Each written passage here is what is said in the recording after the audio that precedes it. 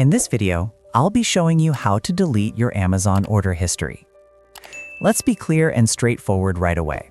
You cannot permanently delete Amazon orders from your account. However, Amazon does give you an option to archive orders, which hides them from your main order history. Here's how to do it. First, log into your Amazon account. At the top of the page, click on Returns and Orders. Next, find the order you want to hide. Open the order details, and if you see an Archive Order button, simply click it. That order will now be hidden from your main order list. If you don't see the archive option, that means the order cannot be archived and will remain visible in your order history. So, if your goal is to completely erase all Amazon order history, the only way to do that is by closing your Amazon account and creating a new one.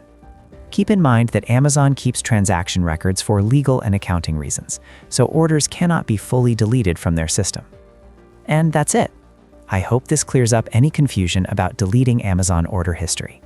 If this helped you out, please subscribe. It really helps me out as well. Thanks for watching, and I'll see you in the next one.